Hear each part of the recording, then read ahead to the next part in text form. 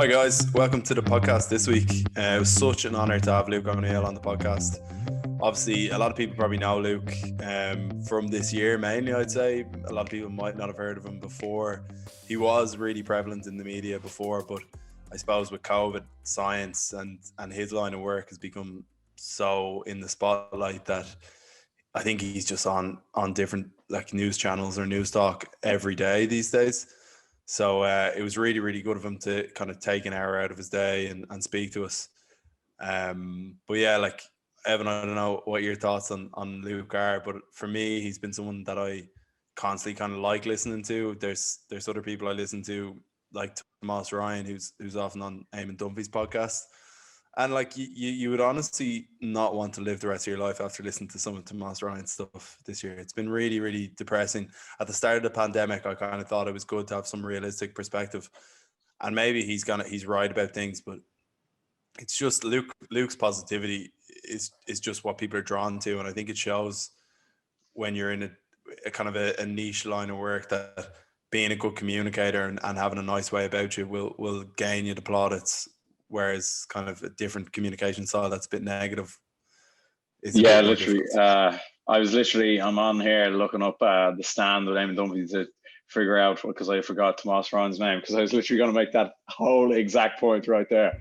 Like I remember last summer listening to when Dunphy used to actually have on Luke O'Neill like quite like the weekly enough, like, and he always used to put like a positive swing on everything, like just. And then the next day he'd have Tomas Ryan on, and literally it would be the complete opposite. Like it would sometimes, like I'd finish the podcast and I'd be like, "Oh my god, we're going to be in this pandemic for the rest of our lives." Like I remember I used to like text you and like talk about Tomas Ryan. I'm like, this guy is like, he just puts such a negative spin on everything. Like even how like he still wants the zero COVID and like all that stuff. Like at the moment and all, like it's.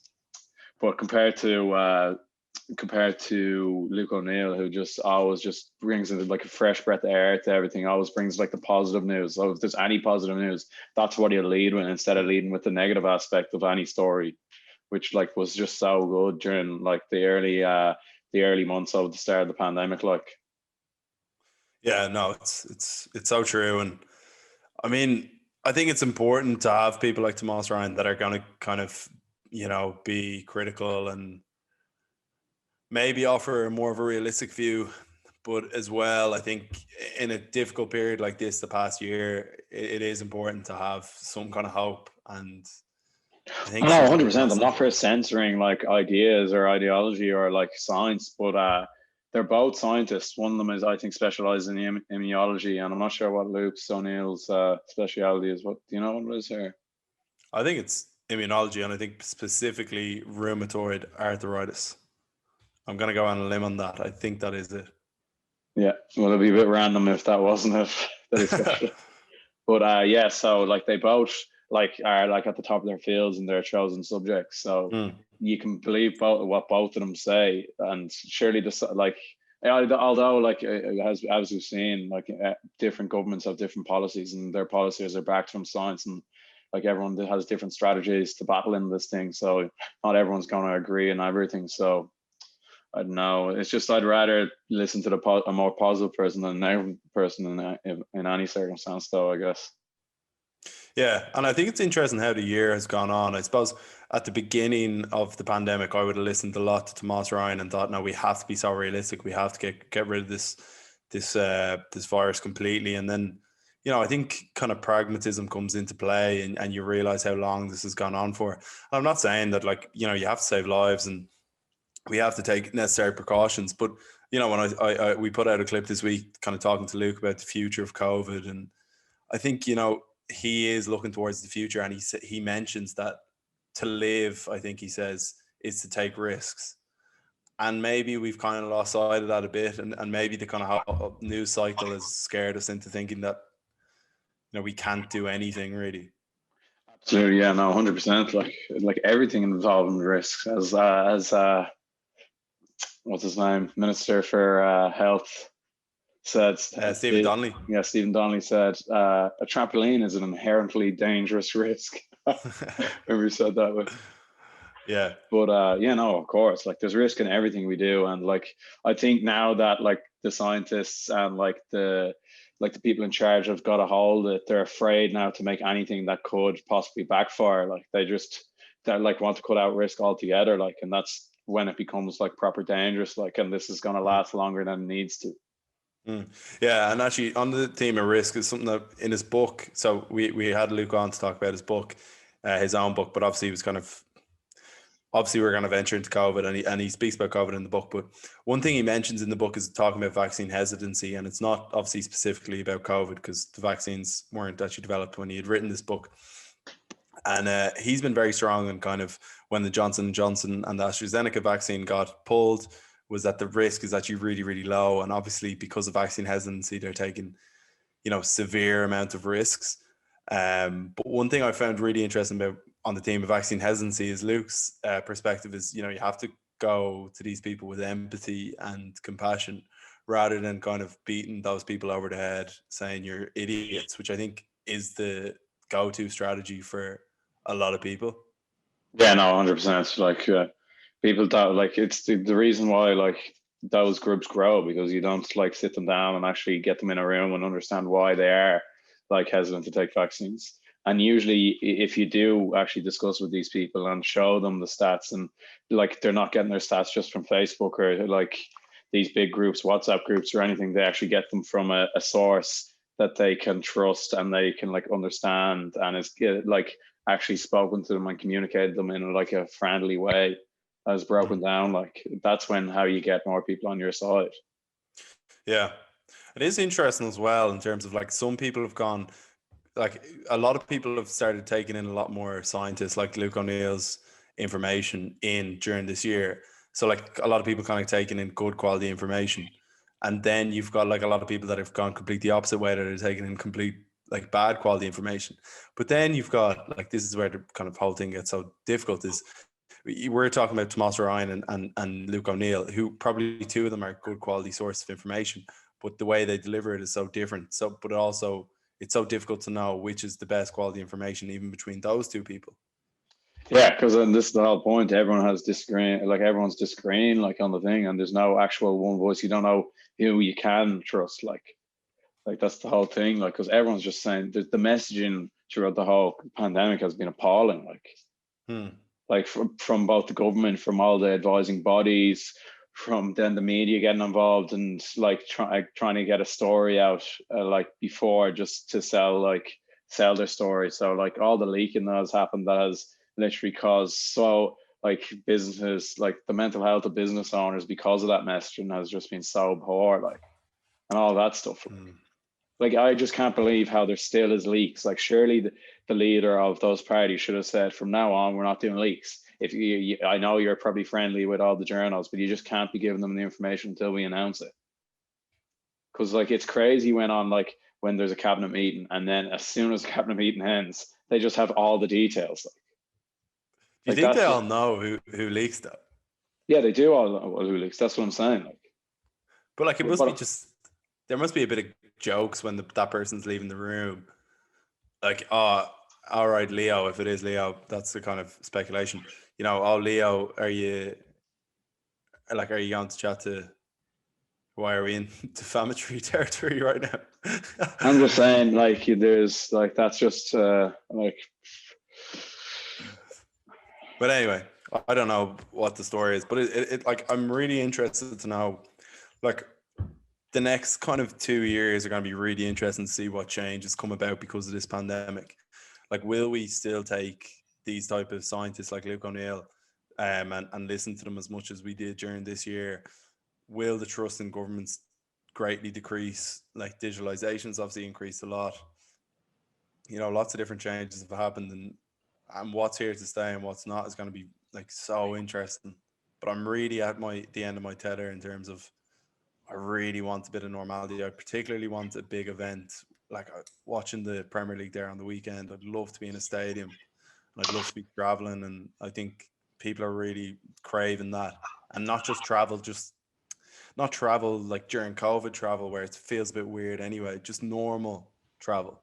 Yeah, just like those random events when you're in town and there's like a random meetup and you have points and you have a night out. Just that happens, like that isn't planned, or like even just going into the park and the parks are full. There's kids out playing. Like that's what's been so nice in the last month, seeing like the kids back training and noise. Like like you used to walk around and like places more silent. Like parks are more silent when it was on like proper lockdown. Like there was no one about. Like horrible. And like just seeing people back together and like the smiles on faces, it makes such an impact. Like yeah, it means so much to people. Things, like yeah. And I think like that's what Luke said. I think he thinks we've turned that corner, and you know, the vaccines are proven to work. I think he put out a study there the other day that like the Pfizer and AstraZeneca seem to work against this new scary Indian variant. It looks as well like the antibodies. Another study that he put out, this is what I read on his Twitter, that the antibodies seem to last for anyone that's had it for quite a long time. Yeah, no, I was actually listening to a talk from Adrian Hill. He's the head of the Oxford AstraZeneca vaccine, and he was saying that like the data they've got back so far back on like the other variants is that I think most of the vaccines are still very, very good at fighting against it. And if you one of the weird things he was saying though was that if you had COVID and you had no symptoms and then you got the vaccine very soon after that you get like a super antibody level in your body, like because I think if you get COVID, you're not recommended to get the vaccine until 6 months 6 months after you have had COVID. But if you actually have had COVID and you didn't get any symptoms and you didn't know you had COVID and then you get the vaccine after that you like get super antibody levels. So, but he's saying he was very positive with the whole thing. He thinks we're turning the corner completely, like, and he's holding out faith that the vaccines that they have right now will be able to fight against new variants. So, and like in Luke's book, he talks a lot about previous vaccines, that like, you know, polio or smallpox or whatever that have, you know, completely changed the course of history. And this is so amazing that in the space of a year, I think there was at one stage like 40 different vaccines in development. The fact that we have this ability to do this now, I know some people are very vaccine hesitant now, but it gives me so much confidence in science. And like the fact that they're working is just, we're so lucky. Yeah, and the science that the discoveries that they'll make in the years to come through what they've discovered in the last year probably will help with so much. Like Adrian Hill is also like behind one of the malaria vaccines. He's been working on that for like the last 30 years, and they're now in like their stage 3. They're like in breakthrough nearly. They think that they have a vaccine that will work, and if they did that and they got it, imagine they could get rid of malaria in Africa. Like that'd be huge. Like the amount of people that die from that every year. Yeah. And that's the thing, it's the third world countries that will really benefit the most, like when the vaccine comes to them as well, which is, yeah. But no, it was so cool to speak to him. And like, just when what's cool for the podcast a lot of the time is when you've listened to someone a lot and then you're just on a Zoom call with them and you have a little chat before and a little chat after. And he's just such a nice person though, and really generous with his time and just put me at ease, which I really like as well. Not kind of, you know, standoffish. Obviously we're on Zoom, but you can get a sense from someone, and I can just tell he's one of those true gentlemen. Yeah, absolutely. Yeah. No, and I wish him the best. But I remember I was listening to an interview though. He was walking down Grafton Street and he was getting, I think with his wife, and like he was getting abused, like that kind of stuff. Like that's proper crazy. And that's how it gets. That's when the conspiracy theories and all that start growing. Like that's the actual end results of that stuff. Yeah, and it's the price you pay. Stop there. It's not going to stop there at like verbal attacks. It will get even worse. You know. Yeah, it's the price you pay for putting yourself out there.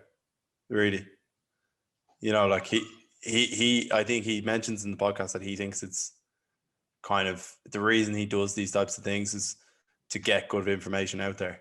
And unfortunately, when you put yourself out there and you're saying things that some people don't like, even if it's the truth, you know, once you have a platform. Exactly, yeah. But, you know, it's horrible. But yeah, I hope everyone enjoys it. Please do go onto our YouTube, like, subscribe. If anyone wanted to leave us a review on Apple Podcasts or Spotify, I don't even know if you can leave a review on Spotify, but if you can leave a review on Apple, well, you can press follow. If you follow us or subscribe to us on Spotify, that would really make a big difference. And also leave us a review on Apple.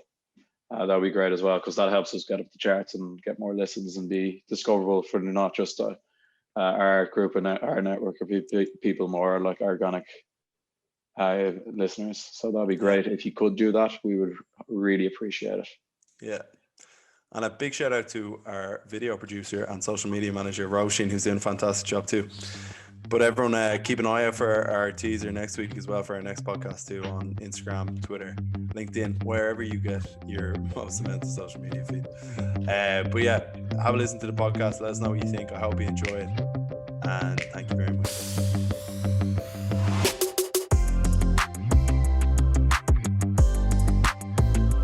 Luke O'Neill, it's such a pleasure to have you on today. You've been someone I've been listening to a lot in the last year. Obviously, I'm sure everyone's saying the same. But no, thanks so much for coming on. How are you keeping?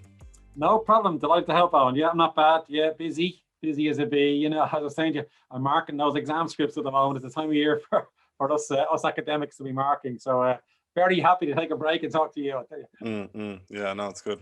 Well, how do you have the time then to, you're marking exams at the minute, but obviously a lot of COVID stuff going on this year. How do you have the time to write a book?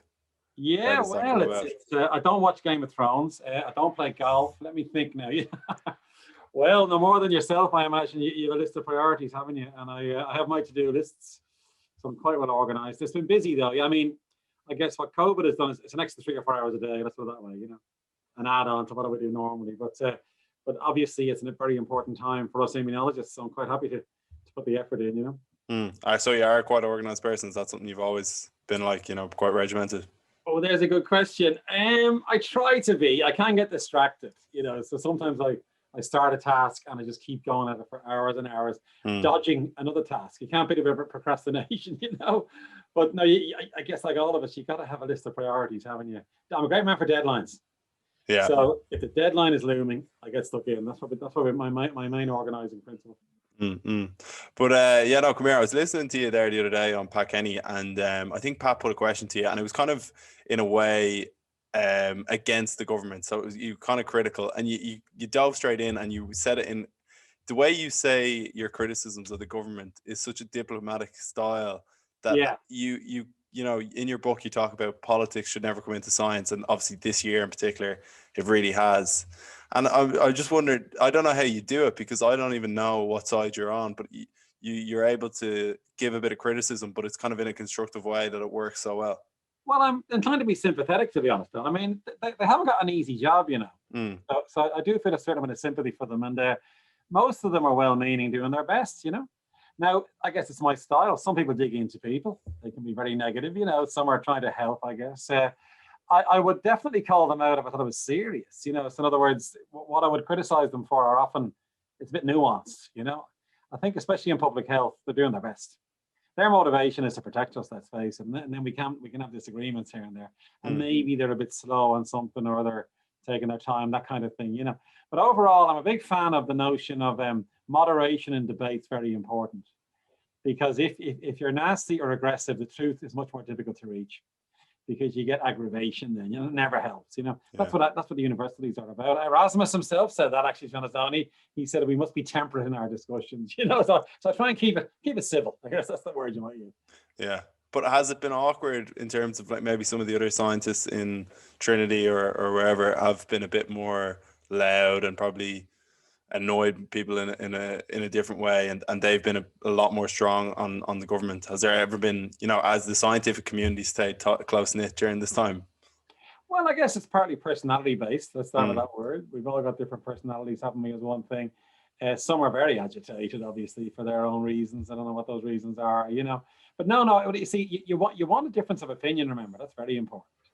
And you want different voices, because if it's one voice all the time, that's not going to work either, So some would have different ways to approach this, I suppose, and give their opinions in a different way, I guess. And maybe they're more expert on it. See, the thing about it is, well, I wouldn't criticize someone unless I really feel that there's detail in this that I can criticize them for, So maybe they're more up on the particular issue, and then they're more brazen, maybe, shall we say, or a bit more brash about it because they really feel deeply there's something going wrong here, So that might be one reason for the slightly more aggressive approach. Yeah. And just to kind of onto the book and some things I found interesting, where one of the things you're talking about was kind of people's ignorance, for lack of a better term, of kind of statistics and probability, and people's amazement with coincidences that really aren't actually that crazy. But obviously we just don't properly understand it. And I don't think you're a sports fan from what I've been listening to recently, but no, I think football in particular, pundits will place a lot of weight on like the last 5 games or something, and I think it's a good example of that kind of lack of understanding of science.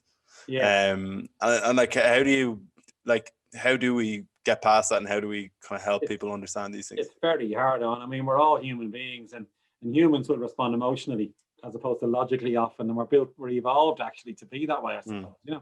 So people have trouble understanding numbers and probabilities and risks and all that, and I guess that's understandable because we're built to survive. So if I was to say to you, I'm going to give you a drink now, but there's a 1 in a million chance it's going to kill you, you might go, oh, that's a pretty remote chance, so I'll take the drink. On the other hand, you might say, oh, hang on a minute, I'm not going near that drink, And if I give you a choice between 2 drinks, and one is 1 in a million and one is 1 in 2 million, you'll take the 1 in a million, even there's a negligible difference between them, you see. So it's an interesting question, isn't it? Yeah, how we perceive risk and how we respond to it. And I suppose it's this capacity to understand probabilities is the question. And some have a great understanding of that and others don't. It's a mix in the population, I suppose, in terms of our skill in that regard. But it's so important because all we have is mathematics in some ways to explain things, The ultimate explanation for something can be through mathematical analysis. And I can give you the risk of things based on numbers, Now, if we're all Spock from the Starship Enterprise, you're logical, you can respond logically to something. But us humans aren't really built that way. So I guess we're up against our innate nature, I suppose, as human beings. And do you think our risk aversion has increased this year? Well, it's interesting what makes people frightened of things. So there's good stuff on this. I mean, if it's very salient to you, which means it's highly relevant, you'll be less likely to take a risk. And of course, given that the vaccines and the disease are in the news all the time, as soon as you hear it, I'm not going near that. It's in your mind all the time. So I think people are a bit more cautious because of all that, I suppose. And especially with the government changing its vaccination schedule, 29 times now? That hardly inspires confidence in people, does it? So that's going on in the background as well. So I think we are in a time when maybe people are a bit more frightened. And of course, because of COVID, the emotional intensity of COVID has been massive, hasn't it? Let's face it, and that's going to make people more emotional as well. So it is a feature of the times we live in, I think. Yeah, but I suppose it's kind of like the shock doctrine kind of thing for Naomi Klein, where when something bad happens, people's immediate reaction is just let whatever happens now, bring in whatever legislation post 9/11 or whatever, and we'll just deal with it because people are so scared. And like, how do you get past that mindset where the fear is always overtaken? And that's something that's really happened this year. Just, no matter what, we just have to get past this. I think information is power in a way, and our knowledge is power, remember. And one reason I do any media stuff is to get the information out there to people and say, look, this is the way it is, and try and inform people. And the only thing we should use is, I'm a scientist, so I only use science to inform people. Because I always feel science is the most wonderful thing we have, because it's based on evidence. And the evidence will suggest X should be the case. And it should be inarguable then, Science should never be based on opinion. It should just be like, nobody has an opinion on Boyle's law, Boyle's law exists and that's the end of it, Now, the trouble is, if there's a gap in that, or we don't have enough information, which is the situation with COVID all the time, then you give it your best knowledge at that stage of the information we have, or you move towards a consensus view in something very complicated, is often the case. Like climate change is a great one. That's 99% sure, but there's still 1% uncertainty there. But the consensus view is this is what we think based on what we know, And if you do it that way, then that should dissipate fear. I think the biggest contribution science makes to us actually overall is to get rid of fear. In other words, here's a nasty germ.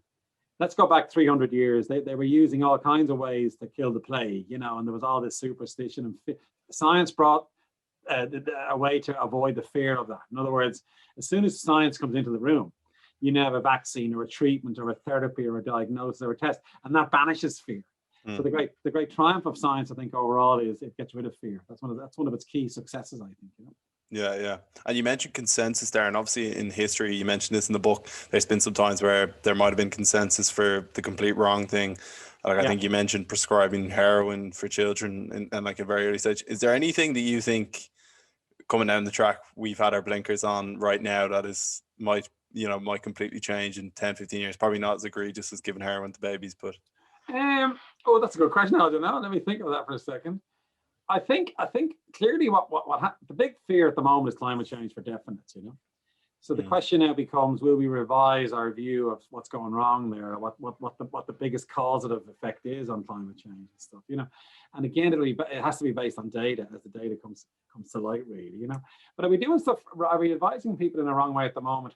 I think overall, you have to hope that the people in charge, let's call them that, right? Now it might be the government, it might be the WHO, it could be the CDC. They're using the best knowledge they've got to protect us all and help us all. You have to hope that's the case, you see. And there's no reason to be suspicious of them, really, Now, clearly, you do see suspicions coming out of a drug companies involved because they want to make money, say. Or you do see suspicions of certain medical aspects where people are applying a particular drug or a cure or a treatment. And you wonder, why is the guy doing that?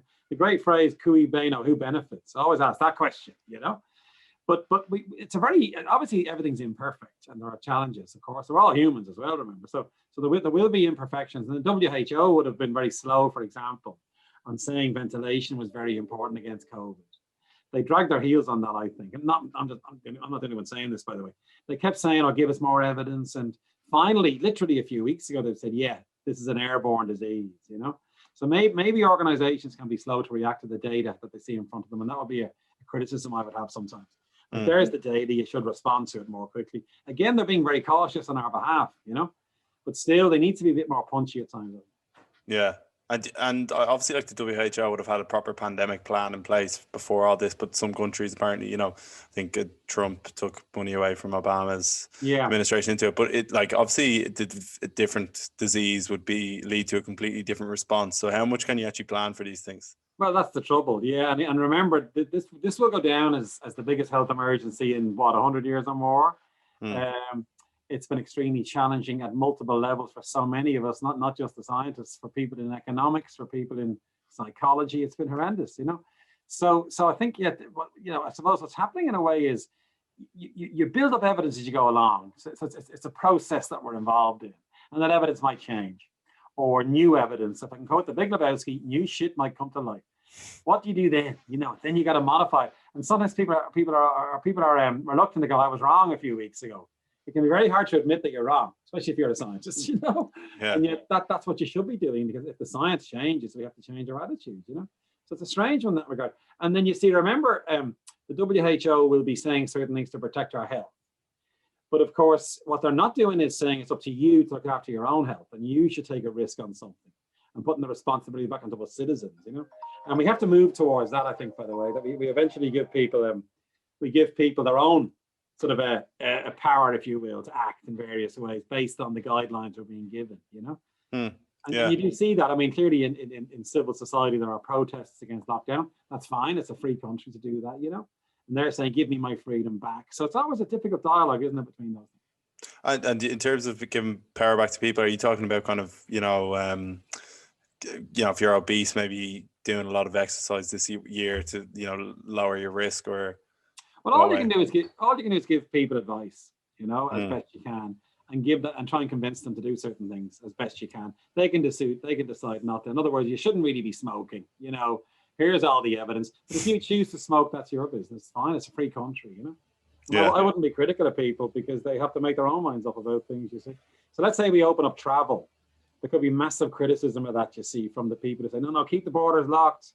Have mandatory hotel quarantine. Another view might be, it's up to you if you want to travel. I'm not going to block you, And you have to realize that you may take a risk on this that might harm you. You may bring a new variant with this virus back into Ireland to infect others. That's your choice, that kind of thing, So that dialogue is happening a lot now at the moment. So do you worry at all, how willing everyone was to give up their personal freedoms so quickly?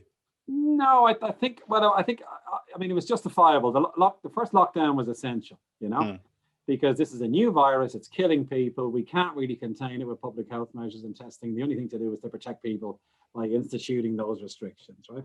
And then we come out of it, and then it comes back, and we go in again. That was a tough one, the lockdown since Christmas. Of course, the data said we had to do it because the case numbers went through the roof. We came very close to our hospital system being overwhelmed in January. That's the evidence. There's evidence for that, So probably the second lockdown was also justifiable. I think a third lockdown is a different story now because we've got the vaccine campaign. We now know how to mitigate against this virus.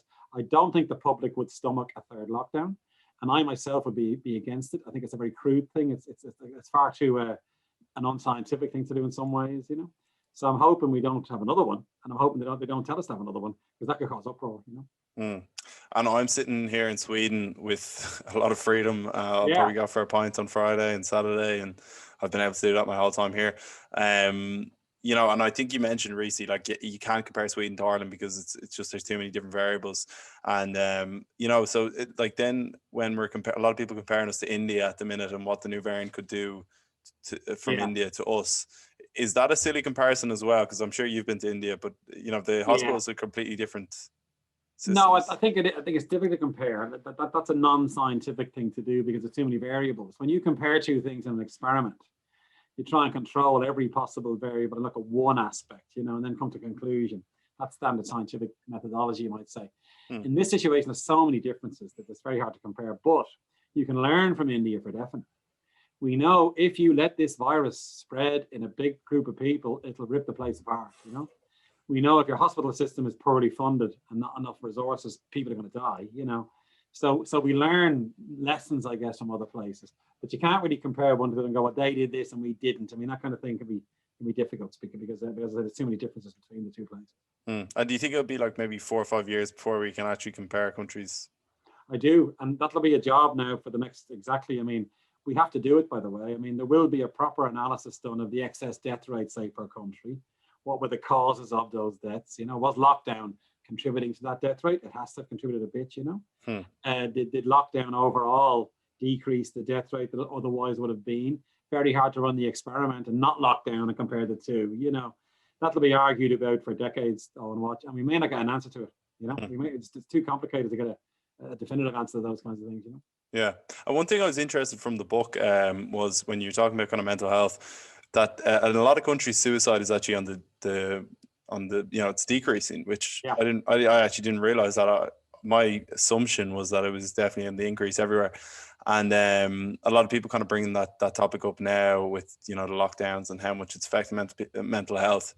Would you expect to see that increase a lot, or what is the... You know, it's very hard to know. I'm surprised. I know in the US there was an increase in the suicide rate over the past, say, 10, 15 years, I believe. You know, again, I look at the data, but I've heard that, you know.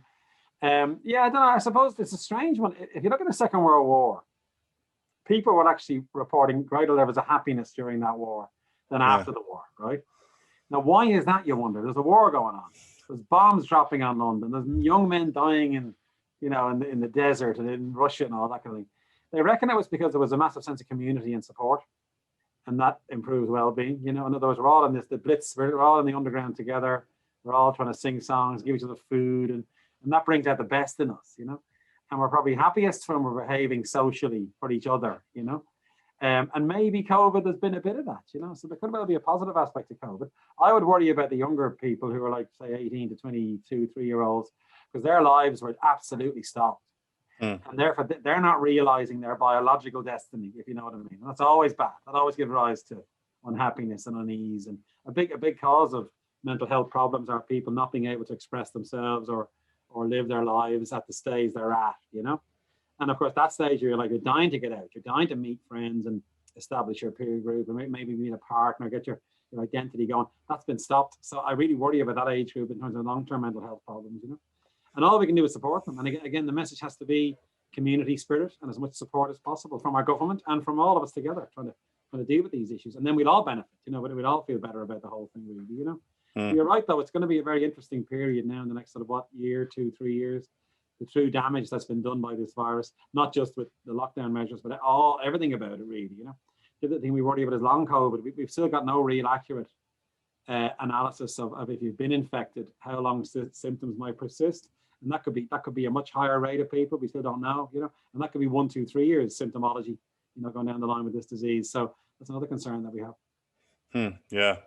And the group that you're mentioning, the kind of younger cohort that are stuck at home, obviously more susceptible to phone addiction before this happened. And I know in the book you talk about phone addiction. I think it's got to be crazy how used to, you know, just using screens the whole time we are now. Yeah, but the long-term effects of us all being on Zoom all the. I mean, I'm on Zoom I'm working like say a 12-hour day on the moment, whatever. 6 of it's on bloody Zoom. You know, there's radiation coming off. No, that's a joke. But who knows what the effect Zoom will have on me? But you're right, though, and of course, the malign influence of social media is a really serious concern that we all know about in spades. On Facebook and Instagram and WhatsApp, that exacerbates a natural human trait to be comparing yourself to others and missing out and all that stuff. And you're quite right, that's made that worse. I think we may see a change in social media because of this, because it's become very clear how malignant an influence it is on young people, especially, you know. So that's a really important point. Yeah, who knows where that might end up. You have replies on your tweets turned off, I think. I do indeed. Yes. Is that always been the case, or is that just since COVID? I don't know. Yeah, since COVID, because you see, I realized pretty quickly Twitter is hopeless as a place for debate. It's a hopeless forum for debating things, you see. Because you get one-liners, you get nastiness, you get my previous thing, temperate moderation, you know. And I'd be getting them, and I go, there's no point in me reading these because I'd be urging to reply to them because I want to have a debate. I'm an academic. I love debating things, you know. But I realized pretty quickly it's hopeless for that because it's too short and it gives rise to nastiness back and forth and all that. So I just blocked it because it was too distracting, you know. It wasn't bothering me. Like I wasn't offended by the nastiness because I'm too long. I'm too old, too long in the tooth to be worried about it, you know. But the main reason I did that was just because I realized Twitter should just be about information exchange. That should be its only function. Yeah, it's difficult down. It's so far down the line now. How do you change that? My advice to everybody on Twitter is do what I do. Only get replies from people you follow. That's it. It's as simple as that. That single act makes Twitter a much friendlier, happier place for us all. And it's, if you look at my tweets, all I tweet is information about COVID to inform people. That's it, you know. And if I felt that wasn't useful or it was disturbing or not helping people, I stopped doing it. You know, the only reason I'm doing any of that is to be trying to be helpful. You know, trying to provide people with information. But the business of Twitter and tweets going back and forth and all that kind of thing. And then of course there's all these bots I noticed, you know, and all this sort of stuff happening as well. I can't control any of that, can you? You know, so I was going to come off it actually at one time. I realized I can't be bothered with this. Then I realized, well, hang on, if I just block it, I can keep using it. You know, so that was the main reason I did that. Yeah, no, it's a good way to go. Like obviously, most people don't have as many followers as you, so I suppose it's a different thing. You know, if you've definitely been in the firing line this year, which actually on that as well, has it been a good thing in a way with COVID that people's awareness of science and different things has increased a lot? Absolutely, it's been fantastic. And I mean, you can imagine. I mean, I've been getting back to what I was telling you earlier. I mean, I like teaching. You know, I'm an academic and I began teaching biology about 30 years ago now, and I love doing it, just telling people about biology, you know. And the universities are wonderful. I can tell them to leave. It's optional, the lectures, you know. So they would all turn up. I tell them my passions, and then off we go. That was the start of communication for me. And then I began doing general public stuff. I give the odd lecture here and there. And then I was asked to go on news talk, and next thing I'm doing that, you know. And I was asked. I never volunteered to write the books. I was asked to write them, you know. But I could have said no, of course. But so it's always been about trying to get the information out there anyway, even pre-COVID, just the joy of science and how science helps us and so on. Stuff I'm interested in, you know. And then COVID comes along. And can you imagine a bigger time for science? I mean, it's remarkable, isn't it? And again, that was a great opportunity just to get the message out there and get the information out there. And I love explaining to people what science tries to do, what it can't do with limitations, all that stuff as well, you know. So it's been wonderful. And you're right, though. I mean, whatever about the negatives, it's been 95% positive on to me. You know, people thanking me. I get sent gifts all the time. Even this morning, I got a box from a guy in Donegal. I gave a graduation talk to a school in Donegal. They asked me to give the graduation address on Zoom. And it was the head pupil or a student asked me. And he sent me a few gifts from Donegal. I got a Donegal tweed cap. Isn't that nice? You know, so very often the positivity far outweighs the negative. You know? Yeah, I go back to your community thing you were saying during World War II. I think that definitely is something in Ireland. We have a really good sense of that. No, I'll tell you a big plus for me in Ireland, the decency of Irish people. And we know this, don't we? We're very proud of it ourselves. I'm very proud to be from Ireland, you know. And we've seen decency through the decades. I think the marriage referendum, that shone through massively, you know, and now COVID, it absolutely shines through. The Irish people are very decent, I think, deep down. Yeah. And you mentioned, I think in a previous interview, that this is kind of like we're at the, we need to get to the Battle of Stalingrad, where there's the turning point in COVID. Yeah. Do you think we're at that or what? Yeah. I do indeed. I think we've made it there that far now. Now the war isn't over. We said probably D-Day is still to come, but no, there's been great advances. I mean, there's two very simple sort of advances in a way. One was the vaccines are working. We didn't know they would work, remember. There was always a slight question mark. They mightn't work as well. There could have been toxic effects. All those worries are gone now because we see, I think it's 1.5 billion people now vaccinated. Massive data, it's safe, it's efficacious. That's number one. Number two then is the other big one is the worry of the variants now breaking through. You know, now again, the data is coming out, and literally the last 2 weeks, the vaccines work against those variants. They mightn't stop you getting infected, but they'll stop severe disease. There was a great sort of Qatar last week, for example, 380,000 people, and they're giving them the Pfizer vaccine, but the main virus there is South African, and it protects against that, you know. So again, that's our other battle won now. So we're getting there. I think we're now in the last phase of this, to be honest, in my view. Our remaining concerns are new variants being more malign, and then getting the vaccine to the developing countries to stop those variants and to help people there. They're the last two things, really. Yeah. And what does like a post like lockdown COVID world actually look like? Is this, you know, actual travel going on and actual big events, or? Oh yeah. No, we have to begin to get back to normal, because for all kinds of reasons. So it's first of all, you got to live your life. To be alive is to take risks, remember. So we will take risks with this virus. Now there'll be low risks, but we have to take them. We can't have constraints, because we have to be free again, first and foremost. And I think what we'll see happen, we will see some restrictions.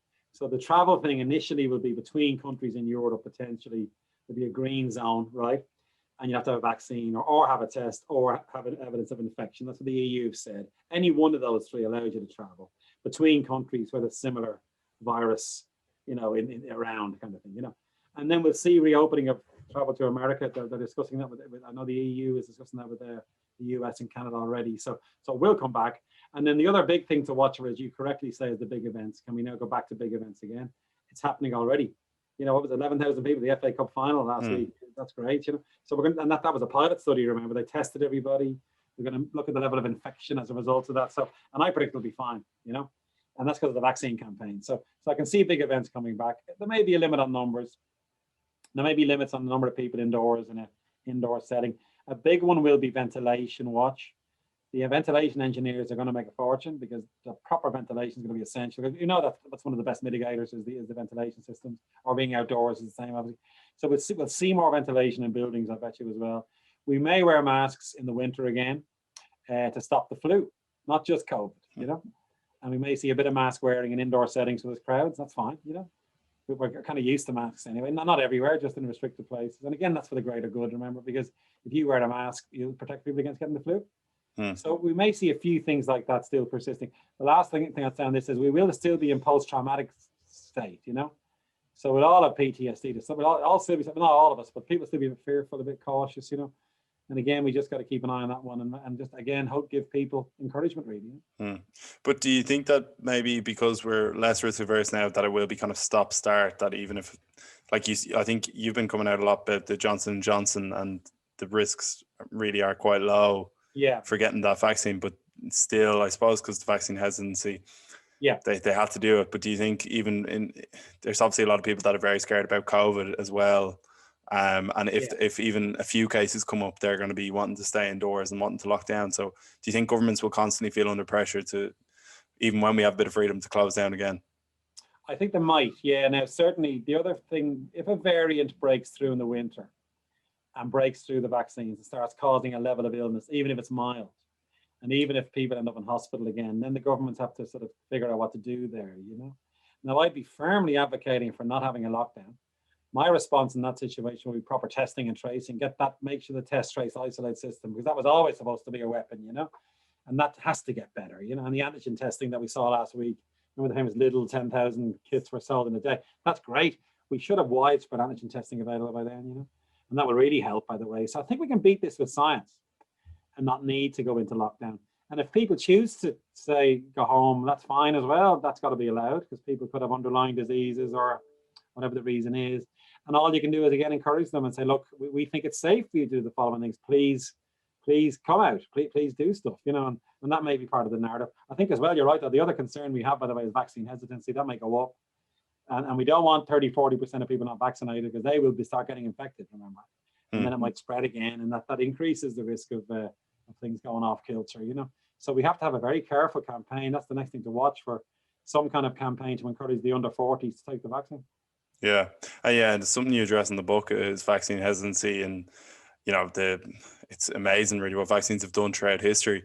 But one thing you do mention as well is like to not be, shouting at people that don't want to take vaccines. It's to have empathy. And there's actually a really good New York Times podcast where they interviewed a doctor. I think it was in Tennessee.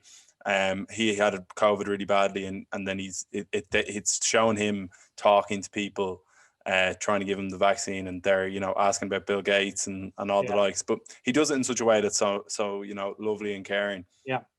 But I don't know if the majority of people that are pro-vaccine are actually like that. No, well, you do get really sort of dyed in the wool, if you want to call them that, especially physicians who know these vaccines are great, and they get annoyed with people. And why don't you realize these vaccines are the best ever? That never works. Never works. I mean, there's been ever since from the very first vaccine that Edward Jenner used for smallpox, there was anti-vaxxers. It started back then. There were cartoons in Punch of saying this will turn you into a cow if you take this vaccine, because it was cowpox, So it's been going on forever, And we know through history the best way to handle it is just to be empathic and say, look, I understand your fear. It's understandable that you might be hesitant. The issue of the speed of these vaccines, the reports of clotting, the government changing its mind all the time about how we're going to get them out. So it's pretty understandable, And all you can say is, look, here's the evidence. They work great.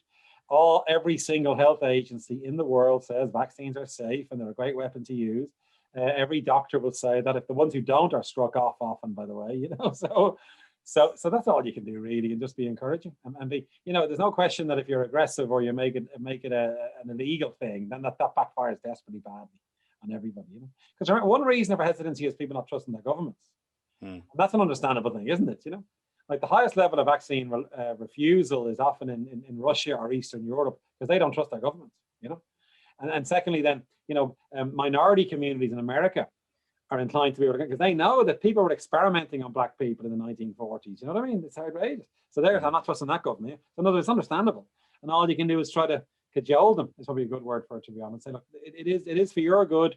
A great one, Owen, is it's not about you, actually, it's about the community, So please take a vaccine for other people, not for yourself. That kind of argument can help a bit. But I guess you can use different strategies to try to get the message across. And to ask actually a stupid question on the kind of community aspect of things, if someone, say I have the vaccine, you didn't get the vaccine, we interacted, and you had COVID without the vaccine, what is actually my level of risk as a person that has the vaccine? Yeah, and it's extremely low. I mean, we know the vaccines are decreasing risk by 95%, say, of you getting infected by me. Secondly, you're 100% protected against severe disease, you see. So no, you're protected. The reason why you should get the vaccine, though, is because a bit of virus might grow in you anyway. We know that vaccinated people can carry a small bit of virus and might be slightly infectious then. Now, the good news is that's very low. In fact, we know that the vaccines are decreasing transmission, we call this, by 80-90%. But there's still a 1 in 10 chance that you might be vaccinated and still infect someone. And then what if you come across someone who's vulnerable, who can't be vaccinated? Some people cannot be vaccinated for medical reasons. You might infect them, they might die, And then the other thing is, if enough people aren't being vaccinated, the virus keeps burning away then, And that makes governments a bit more fearful, and then we get more restrictions, So there's no doubt that vaccine reluctance, or vaccine refusal, if you want to call it that, will prolong the pandemic. There's no question about that. And how much does vaccine refusal have to go? One thing you talk about a lot in the book as well is price of medicine, and the pharma companies, and obviously then we have Purdue in America with OxyContin, and then I think is it Gilead in where they they overcharged Egypt to bits, and then I know. I'm glad you read that part of the book. I was very particular. I mean, it's disappointing for us as well. I mean, my day job is to try and discover new medicines, and I've done it. I've discovered a couple actually that may get to humans. And now with the big drug companies have them. If they overcharge or don't allow that to be used by people that really need it, that would be devastating for me. I want my medicines to get to as many people as possible, and as cheaply as possible as well, by the way. Now, as you probably know, the health economic area is very complicated, and drug companies spend billions every year as well, remember, and they have obligations to their shareholders like any company has. The other thing, people often forget that many pension funds invest in drug companies. So if they don't make profits, there's no pension for you when you retire either, So it's a very sort of, what's the word, the whole system is interlinked in a way, and pharma is a big sector for the world economy as well. So simply criticizing companies for gouging isn't quite as simple as that. You know, it gets a bit more complicated. But there are egregious examples of companies doing that, though, and that's always disappointing. Yeah, and just on as a question for the Gilead example, they basically charged Egypt like a massive price for their hepatitis C drug, just for anyone that hasn't read that, and then they were able to slash the price by 99%, and I assume they still made profit. Well, I think they've made lots of money back by then, you know. So in other words, that drug was priced at a high level in the developed world, right? I think it's 96 grand per patient or something like that, and they made loads of profit from it then. And then after a while, then they began to realize, okay, let's get a bit more generous now with this one, because we've made our money back, basically. Because remember, they're investing in research, and they'll be calculating, you know, how to get that paid for, basically, and then also to make a profit because they're a commercial entity, and they reinvest their profits in other programs, remember. So I suspect what happened there was they made a fair profit on already, you know, and then were able to decrease the price, which happens with drugs. They also knew they couldn't really win, to be honest. That's a very cheap drug to make, you know. In fact, the markup on that drug, it might cost you 1 cent to make it and you're making 90 grand out of it, whatever it is, you know, not quite that, but it's that kind of thing. So in other words, they kind of realize, like, people are going to make it anyway, you know, and they'll defy. I mean, can you imagine Gilead suing a company in Egypt who's making a drug that saves people's lives? You know, that wouldn't go down well for them, would it? So I guess they came to a compromise in the end that was very sensible. Yeah. And just I won't keep you too much longer, but just on obviously this podcast is all about books. And I was wondering is there any particular book that really inspired you or really piqued your interest in science? Or Yeah, absolutely. And I remember vividly reading a book by a guy called Isaac Asimov. He's a famous science fiction writer, actually. I don't know if you've ever heard of him, Asimov. But he wrote a really good guide to science. And I read it when I was like 16, and it really got me, I have to say. It was beautifully written. He did 3 separate books: biology, chemistry, physics. And the biology really got me. And that was a big reason why I became a biologist, partly. That's what I always remember being hugely important to me. And then a recent book that I thought was fantastic was *Sapiens*. I'm sure you read it on. Yeah, that's by Yuval Harari. That's a superb book. Another great one for me would be Jared Diamond. Have you ever come across him? He's written a series of popular science books. One's called *The Third Chimpanzee*, and it really affected me. It's about 20 years ago. He said humans are basically a third species, a chimp. So how the hell did we get so good at things? You know, that's the premise of that book. You know, so they're great books. I'd mention those for definitely. And do you have much time to read, or are you just reading papers? Well, I'm writing my new books now. You see, I keep writing. Yeah. I write a lot anyway. You know, so I've got a new book coming out in September. It's called "Keep Calm and Trust the Science," and it's all about COVID. Actually, you can imagine, can't you? It's my diary through COVID, to be honest. I've just submitted that to Gil. I'm going to be doing the edits in June, July, hopefully. That game is out in September, hopefully. And then I am this year's. I chair the judging panel of the Royal Society Science Book of the Year, right? Now, this is the Booker Prize for science books. Can you believe it? They've sent me on 350 books that have been nominated. Right? Now, I can't read them all, but the first look, I kind of scan them and look through them and then come up with a second short list and try to hack away at it. You know? We're going to eventually, there's like maybe 9 people on the panel, judging panel. We're going to end up with, I think, 6 books that we all read carefully, you know, and then we pick the winner from the 6. So I'm in the middle of doing that as well. So that's another job I have at the moment. Well, fair play to you, honestly. You're doing unbelievable stuff, and I don't know how you keep going. And thanks so much for taking time out of your correcting papers today. Best of luck with that, but best of luck with everything. And fingers crossed, maybe we might meet for a pint or something after all this is over. Love to all. Thanks very much. Happy to answer the questions. That was a great chat. Thanks very much. Gents, thank you very much.